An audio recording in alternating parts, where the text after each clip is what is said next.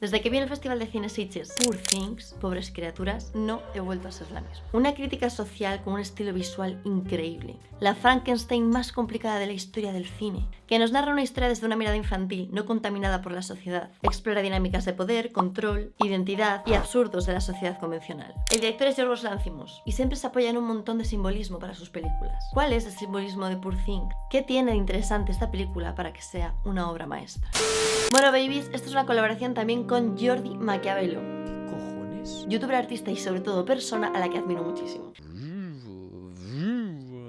Jordi os va a dar aquí una pedazo de masterclass de la composición cromática tan poética que tiene este film y de sus referencias estilísticas. Izquierda, derecha, arriba, derecha, izquierda. De verdad creo que este análisis que estamos haciendo es el más completo y bonito de los que he visto. Buenas tardes primero que todo. Bienvenidos a mi TED Talk en el canal de Juliet. No, a ver, es que queda como muy así, pero es que es verdad, ¿sabes? En plan, ¿qué hay de malo en decirlo? Pregunto, que de verdad que es un pedazo de análisis. Frankenstein. Antes de la maravillosa película de Frankenstein de 1931, Stephen Erfurry cataloga hasta una veintena de preproducciones teatrales inspiradas en la obra original de 1816 de Mary Shelley. Porque esta historia desde siempre ha sido de gran inspiración por varios dramaturgos y luego cineastas. La realidad es que en 1816, cuando Mary Shelley hace Frankenstein, está haciendo una crítica social increíble y muy pocos pillaron, lo que le llevó al cineasta James Whale a hacer La novia de Frankenstein, donde sale la propia Mary Shelley como personaje. ¿De qué va Frankenstein? Un científico loco juega a ser Dios. Intenta crear un ser superior al hombre. El resultado termina siendo una catástrofe. El monstruo, que en la novela no se llama Frankenstein, Frankenstein es el científico, se le pinta como un ser nuevo, como un niño, en el que ve todo por primera vez y no conoce los límites morales de la sociedad actual. La sociedad de 1816, la de 1931 y ahora mismo la de 2023-24. Que esta película ya me la he visto en 2023. ¿Ha cambiado algo la sociedad desde entonces?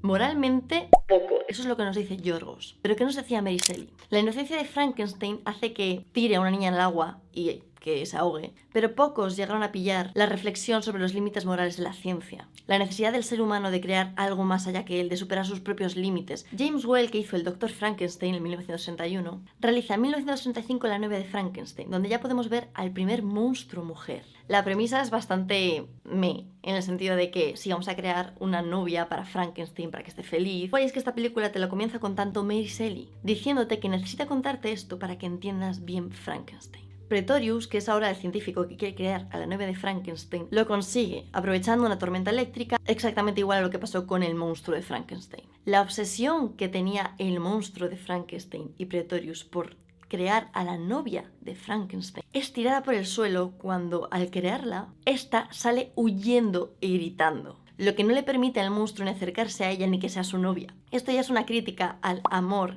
y al casamiento. El monstruo de Frankenstein entra en cólera y destruye el laboratorio con él, la novia y Pretorius dentro. Maravilloso. Luego, antes de que Yorgos crease Pobres Criaturas, ha habido un montón de Frankensteins. Pinocho puede ser uno de ellos, en la que un señor, para no estar solo, crea un hijo de madera. Frankie Winnie de Tim Burton igual. Su perro es atropellado y entonces lo vuelve a crear. Para no estar solo él, la verdad. Rocky Horror Picture Show, exactamente igual. El Dr. Frank quiere a un tiparraco increíble para él, rubio, cachas, entonces lo crea. Eduardo Manos Tijeras no es más que un joven creado a partir de un robot, pero el señor que le estaba creando falleció antes de tiempo. Al ser más infantil, un ser nuevo, se le ve como débil socialmente, retrasado incluso, y muy cute. Todos los que han creado a un Frankenstein hasta ahora se les pintan con muchas taras. Y es un experimento que el espectador vemos como un espectáculo, como si fuese un freak show. No digo que Yorgos haya creado a un personaje, a una Frankenstein, sin ninguna tara. Sí que la tiene. Empatizas con ella. Y esto es porque también tiene una debilidad como todo ser humano. Pero Yorgos desde un primer momento te lo presenta justamente del revés. Y si somos los adultos los que estamos equivocados, y si la vida está hecha para que la veas de otra manera, y si verlo todo desde una perspectiva más infantil, inocente y al mismo tiempo más liviana nos hace disfrutarla más, explorar y por tanto ser más felices. I am Bella Baxter, and there is a world to enjoy, circumnavigate. Bienvenidos al análisis de Pobres Criaturas. Bueno, esto no era una colaboración solo con Jordi, sino también con mi otro yo. Hola. Nada, aquí os dejo mis redes. Ya sabéis que en el mundo Weevil vais a tener mucho más contenido acerca de Poor Things. Y aquí también tenéis todas las redes de Jordi, para que le sigáis y le deis mucho amor. Poor Things está inspirada en esta novela, de Alasdair Gray, en 1992. Tiene unos dibujos espectaculares. y se sitúa en la era victoriana. La premisa es la misma. La hija de una embarazada que decide terminar con su vida es regresada a la vida por un científico loco. Aquí ya se sitúa una premisa moral. Fue ella quien decidió darle fin, no su hijo. Entonces, ¿qué culpa tiene el hijo de no comenzar siquiera la vida? Así pues, Godwin reemplaza el cerebro de la señora Victoria por el de su hija prematura, Bella Baxter. Ambas obras señalan los absurdos que ponemos como expectativa en las mujeres y las ironías de los derechos de muchos hombres. Y la gran diferencia entre ambos dos es que el libro está contado desde la perspectiva de varios personajes. Sin embargo, la película está contada desde la perspectiva de Bella, lo que hace que tengamos visualmente un mundo de fantasía. Lo visual es fantasioso, todo está rodado desde un gran angular, como que todo lo que hay a su alrededor es exageradamente grande porque somos pequeños, tenemos un cerebro pequeño, somos Bella. Al principio en la casa de Godwin, Bella no ha salido, no ha descubierto mundo, está encerrada en su cárcel, algo que se repite muchísimo durante toda la filmografía de Yorgos, supervisando qué tal va la evolución de este experimento de Bella. El objetivo de Ojo de Pez. Esta distorsión de campo permite generar líneas plásticas y de lectura convexas en los planos, al contrario que las líneas rectas, tanto horizontales como verticales, que son tan habituales en cine.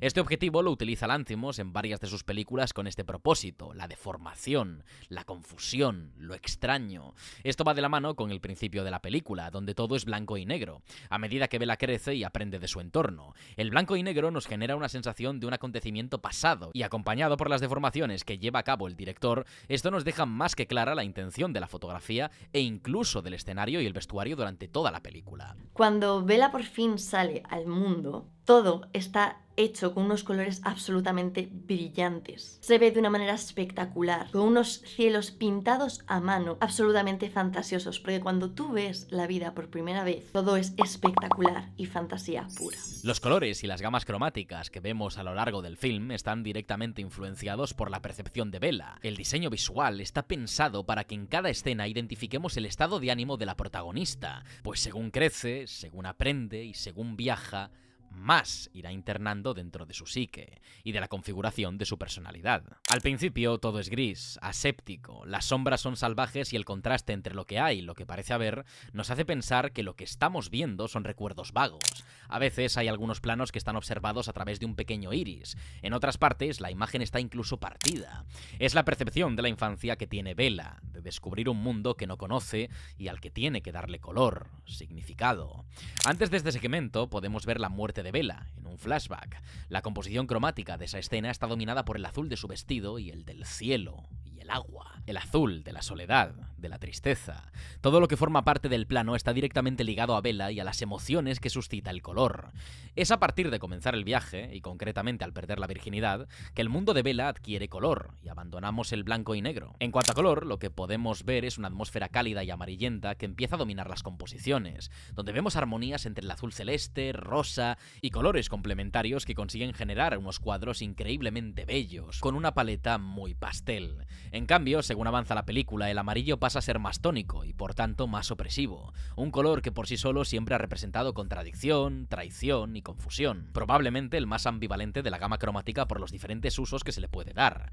Cuando es encerrada en el barco, vuelve el azul, para retrotraernos al momento en el que se quitó la vida, ya deprimida y cansada de la existencia.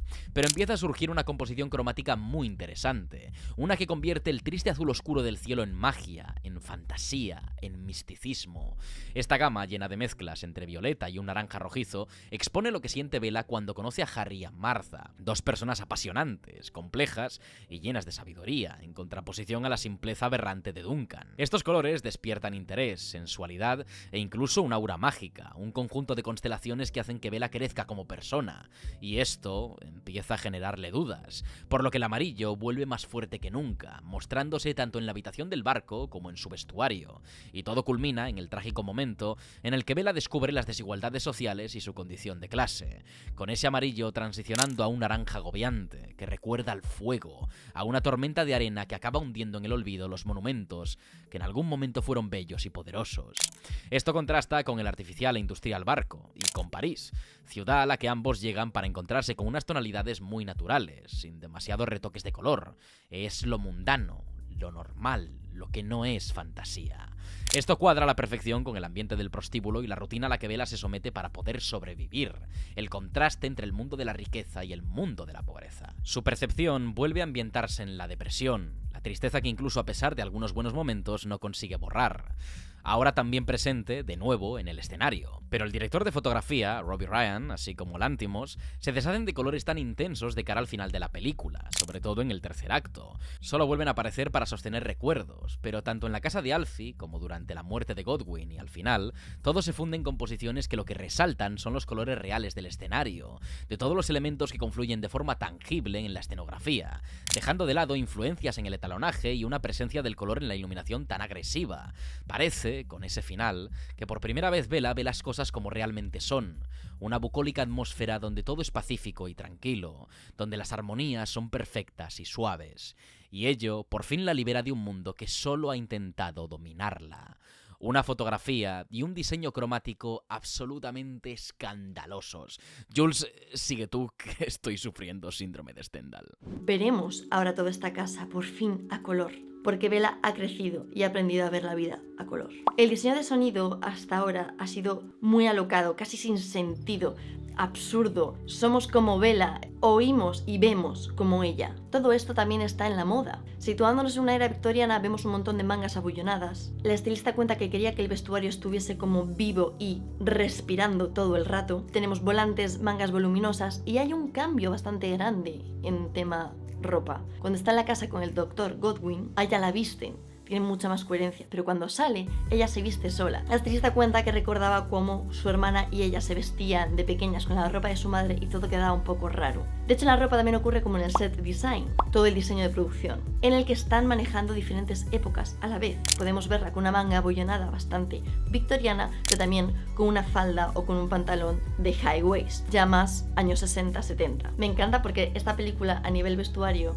está trayendo el estilo coquette Lolita de cómo una persona mayor puede llevar cosas casi de bebé, que es una tendencia que se está dando este año muchísimo. Y es que en el diseño de producción ocurre exactamente lo mismo. Hay elementos modernistas increíbles que son coetáneos a la época en la que estamos. Pero también luego aparecen elementos art déco, que es ya a partir de los años 20, 30, cuando ya se hizo Frankenstein. Y al final lo que te quieren decir con todo esto es lo que hemos visto al principio de Frankenstein. Esto se ha repetido durante mucho tiempo por diferentes dramaturgos, novelistas, cineastas. Es una constante, pero ahora lo vamos a ver desde otro punto de vista. Es verdad que tanto la moda como el decorado bebe mucho del steampunk, que es un subgénero de la ciencia ficción de retrofuturismo. Y podemos ver esto en las novelas de Julio Verne. Contaban que el diseño del largo pasillo se inspiró en el arquitecto John Stone, a quien le gustaba cortar paredes y abrir diseños. También se inspiraron mucho en la utilería y escenografía de Frankenstein, su despacho. Los sets tan surrealistas también se inspiran en la Belle Époque y en los dibujos satíricos de Albert Guillem. Tanto los mundos como el vestuario y todo el ámbito visual y de cámaras y de lentes, sobre todo, tenía el mismo objetivo y propósito: que los mundos se viesen como reacciones de cuentos de hadas vistos por Bella,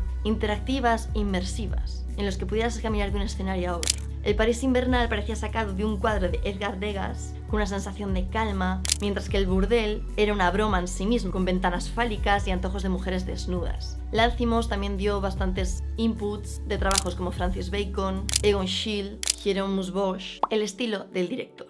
Todas las películas de Yorgos, o varias, la favorita quizás es la que más se sale, pero la que más está dentro de este estilo visual, con unos grandes paneos en wide angle. Los personajes son bastante impersonales, no terminas de empatizar con ellos y todo tiene algo extraño. La música ayuda mucho a crear este ambiente, un ambiente tenso que también vemos en esta película. Sin embargo, creo que estamos ante un neo-Yorgos. Sí que es verdad que la historia no es suya, es de este libro, pero sí que dice él que esta historia es exploración. Bella está explorando su crecimiento y Yorgos está explorando una nueva forma de crear. En varias películas como The Lobster, Yorgos siempre pinta una cárcel en la que varios personajes están a gusto y otros quieren salir. Es muy guay que en un primer momento estemos en una cárcel, en ese laboratorio, y que tengamos el cambio tan abrupto de que cuando salimos es todo maravilloso. También el estilo de Yorgos siempre ha utilizado metáforas. Por ejemplo, en The Killing of a Sacred Deer utiliza varias metáforas. En esta película utiliza el mito de Ifigenia, que cuenta cómo el rey Agamenón ofende a la todopoderosa diosa Artemisa,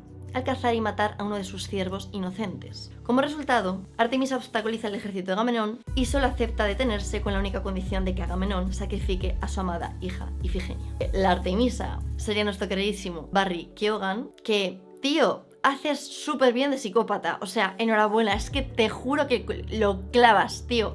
Muy bien, que ya veíamos en Saltburn, que si quieres ver el análisis lo he hecho en formato Reel en Instagram, YouTube Short y TikTok. Bueno, también vemos un gran simbolismo aquí en Poor Things. Gothwin es el personaje principal y se llama God Win, Dios gana. De hecho, Bella para cortar lo llama todo el rato Goth, rescatando la idea y crítica de Mary Shelley, o sea, esto es precioso. También representa cómo esas ideas del Dios son inculcadas desde muy pequeño. No conocía nada más que sí, hay un dios. Y la relación que tiene con su padre es bastante similar a la que tenemos con nuestros dioses. Ahora, ¿qué mensaje y cómo explora esto Yorgos en este Neo Yorgos? Estética y referencias cinematográficas por Jordi Maquiavelo. Si bien el director de fotografía, Robbie Ryan, concedió unas declaraciones diciendo que se habían inspirado en la ambientación de Drácula de Bram Stoker y obras de Roy Anderson, lo cierto es que se refiere a influencias más presentes en lo gráfico, es decir, los planos, pero la iluminación, la escenografía y el depurado trabajo de captación recuerda a otros estilos que han estado presentes en el cine desde su nacimiento. Sin ir más lejos, ese ambiente sórdido y extraño que se nos presenta al inicio, con un blanco y negro dominado por abundantes sombras y donde hay un mayor trabajo en lo emotivo y psicológico a través de la imagen, nos lleva directamente al modelo hermético metafórico, esa forma de hacer cine que viene de la mano con el expresionismo alemán. Esta corriente cinematográfica se basaba en este modelo de narración, que se asentaba en las luces, las sombras, la predominancia de los escenarios y la exposición puramente visual para contar su historia. El gabinete del Dr. Cagliari, de Robert Wiene, es el mayor exponente de este estilo, y es algo que vemos de forma tangible en la forma de Poor Things, al menos al principio. El escenario es esencialmente predominante, y aunque la historia se exponga de forma literal, lo visual también nos cuenta mucho más de lo que parece.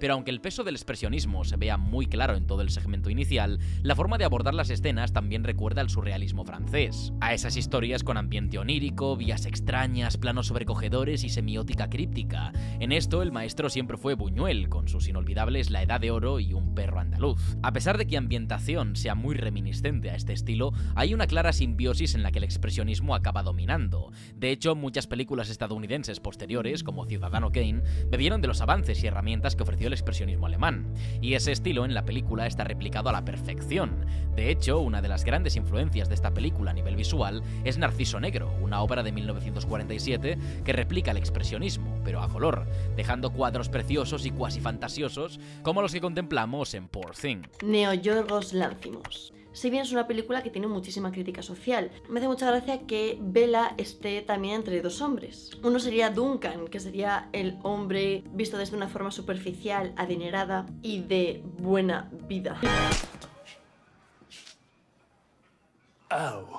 Luego Max sería la persona, el hombre apasionado y genuino. Estos dos roles como que siempre han sido muy habituales en la sociedad y también en las películas. Moulin Rouge, por ejemplo, el duque, esa persona adinerada.